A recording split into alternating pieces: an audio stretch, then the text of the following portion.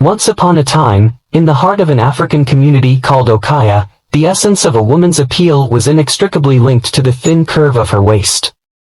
Amidst the vivid tapestry of village life, a woman's waistline bore the mark of her attractiveness, capturing the attention of males and inspiring envy among her peers.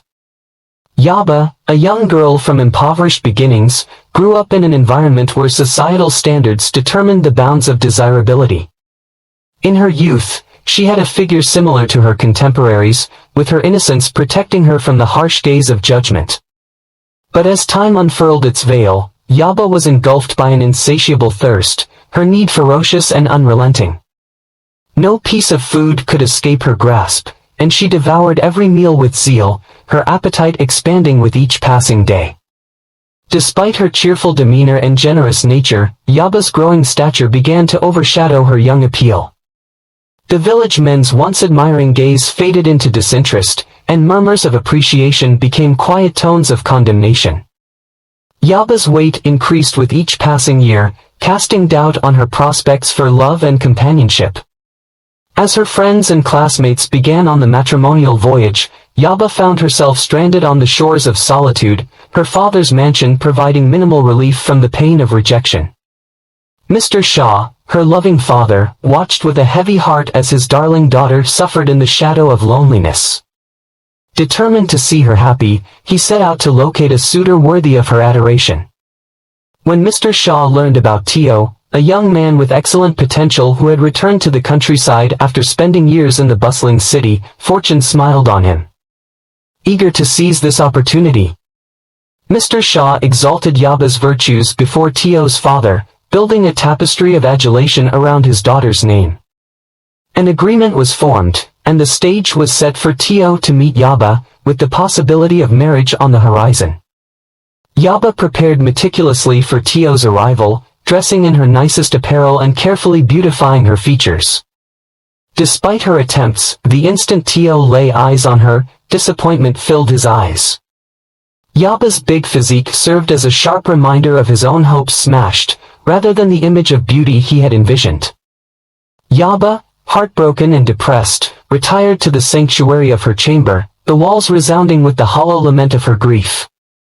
Days stretched into nights as she struggled with the weight of rejection, her romantic illusions smashed against the rocks of reality.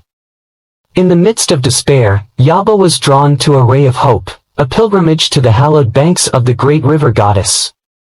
She proceeded on a trip, determined to find peace and atonement in the embrace of the sacred. At the water's side, Yaba prayed to the river goddess to grant her beauty and the promise of love. Moved by her sincere plea, the river goddess rose from the depths, her form brilliant and ethereal. In the presence of divine grace, Yaba bared her soul, exposing the wounds of rejection and the anguish of loneliness that gnawed at her spirit. The river goddess imparted words of wisdom, compassion shining in her eyes, encouraging Yaba to see her own beauty beyond the limitations of social norms. Even if love was still a long way off, Yaba's heart still contained a grudge and a desire for revenge against the people who had rejected her. She cried bitterly and prayed to the river goddess to punish the men who had treated her so poorly. Their callousness had become ingrained in her. The river goddess nodded in somber silence, her heavenly command resounding throughout the nation. A mist of confusion fell over the Okaya community as dawn broke and the men awoke to discover their priceless mangoes missing. The men's hearts were racing with panic as they turned to the Juju priest, the village's most knowledgeable figure, for guidance. He revealed the facts with somber gravity. The town was now under attack from vengeance for the harm done to a person who was disregarded. The men must answer the call of restitution and bed with Yaba, the very woman they had rejected and mocked, in order to recover what was lost. They had no choice but to yield to fate's decision, even though their pride recoiled at the idea. Thus, the guys stood in line at Yaba's door one by one, their hearts heaving from their foolishness. But as soon as they stepped through the door and into her embrace, everything changed. They realized that there was beauty outside the boundaries of skin and bone.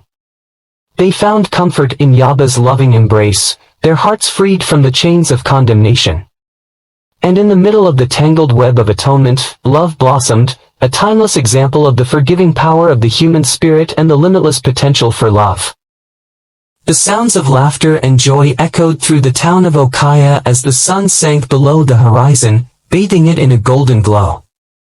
This was a tribute to the ability of love to break through prejudice and bring about a new dawn of hope and redemption. In the middle of Yaba's growing power over the village males, an odd thing started to happen. The males, though, were enthralled by Yaba's charms, and their passion seemed oddly limited to her company. When it came time to lay with their wives or any other lady in the community, the same men who would lie for hours on end in Yaba's company would become listless and uninterested. A spell of enchantment entangled them, leaving them helpless to resist Yaba's attraction. It was a moment of euphoric vindication for Yaba. This was everything she had ever dreamed of, to be the most attractive and sought-after lady in the hamlet, rather than the overweight unwanted person she had spent so much time being called. To be desired by every guy.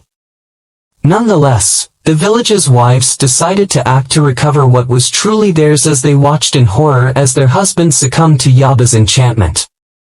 The wives did all in their power to get their husbands back, including threatening to leave, but they were helpless against Yaba's sorcery. At that point, they turned to the local juju priest and pleaded with him to help them break the spell and permanently restore their spouse's masculinity. The juju priest felt sorry for these women and visited his magical oracle again, hoping to receive direction during their difficult time. Following a succession of prophecies, he disclosed the way to salvation, a strong charm infused with antiquated enchantment. He gave the women a little pouch holding the magical material and told them to encircle Yaba's heart with its contents while reciting a counter-curse he had taught them. The ladies began putting their plan into action under cover of darkness, knowing that they would soon be free.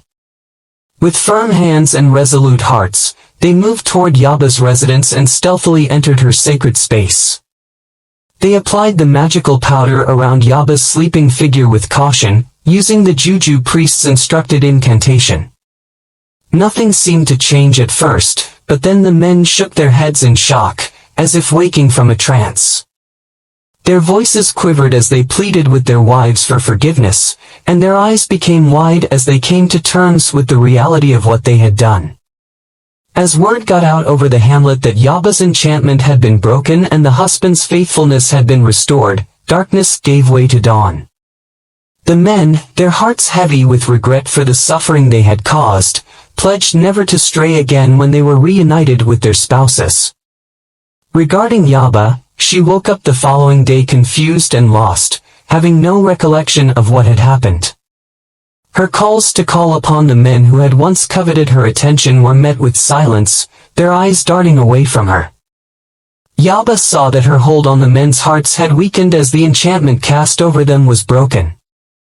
Yaba went back to the river's side in a frantic attempt to find answers, calling out to the great river goddess for advice. However, despite her persistent pleas, the river goddess remained evasive, her existence enigmatic. Without any explanations or hope of finding a husband, Yaba had to come to terms with the harsh fact that she would never see the river goddess again.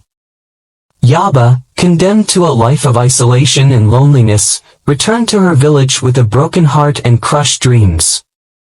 For Yaba, it was a painful revelation that she had wasted her opportunity at true happiness in a fit of wrath and greed. Even though she had earlier experienced cruelty from society, her decline into resentment had ultimately provided her with neither comfort nor fulfillment. The Yaba story serves as a sobering warning of the dangers associated with rage, money, and a fixation with conventional beauty standards. Even though her body's size and shape had caused her years of agony, Yaba's spiteful actions did nothing but prolong her suffering. Ultimately, she was unable to achieve true happiness, which is evidence of the proverbial advice to guard your heart with all diligence, for out of it are the issues of life. Therefore, the tale of Yaba serves as a reminder that true beauty is found in the depths of the human spirit rather than in external appearances, and it also serves as a tribute to the transformational power of forgiveness and self-love.